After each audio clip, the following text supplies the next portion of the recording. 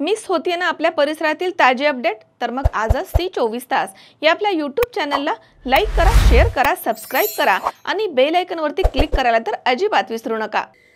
10 जुलै रोजी संध्याकाळी पोलीस पथक पकडायला आल्याची चाहूल लागताच दोन तरुणांनी राहुरी तालुक्यातील वावरत परिसरामध्ये मुळा धरणाच्या पाण्यामध्ये उड्या मारल्या। दोघांपैकी एक जण पोहून बाहेर निघाला, मात्र रामामाळी हा तरुण पाण्यामध्ये बुडाला। 4 दिवसांनंतर तो फुगून पाण्यावरती तरंगताना दिसून आला। लक्ष्मीबाई भागवत बाचकर आणि त्यांचा मुलगा अंबादास हे दोघे जण त्यांच्या घरामध्ये झोपलेले होते।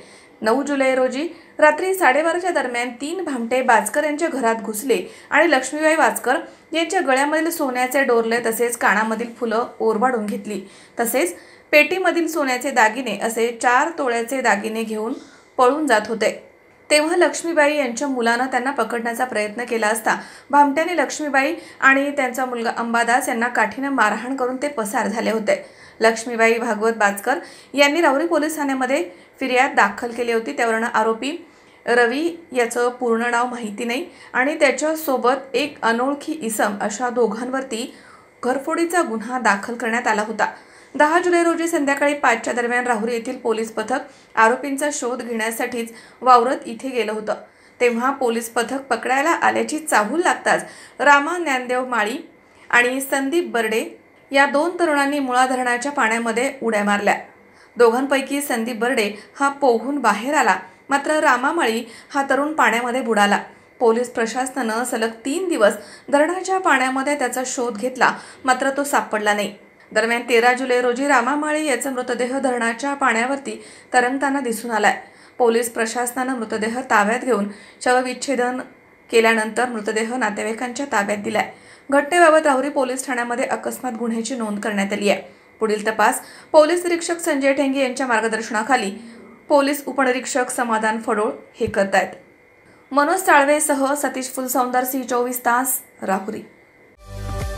पावसाळ्यामध्ये विजेचा लपंडाव, मग चिंता कशाला करताय? आता अंधाराला करा बाय बाय।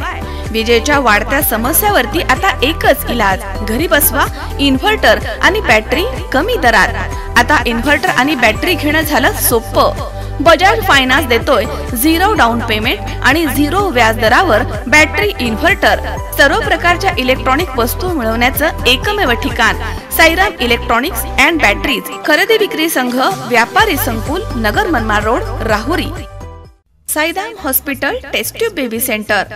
मी डॉक्टर स्वप्नील माने, स्त्रीरोग, वंध्यत्व व दुर्बीणद्वारे शस्त्रक्रिया तज्ञ। आमच्याकडे दुर्बीणद्वारे शस्त्रक्रियेसाठी लागणारे सर्व अत्याधुनिक उपकरणं अवेलेबल आहेत। त्यामध्ये 3D 4D कॅमेरा, तसेच रुग्णांना 10 ते 20 ml रक्तस्राव होतो। पेशंटला खूप आरामदायी ऑपरेशन होतं। सूक्ष्म आजार बाहेर काढले जातात। 10 पटीने पेशंटच्या अवयवांचं निराकरण करता येतं आणि आजाराचं उच्चाटन केलं जातं। साईराम हॉस्पिटल, लॅप्रोस्कोपिक सेंटर आणि test tube baby centre, court area, Bhagyashree हॉटेलच्या पाठीमागे, राहुरी।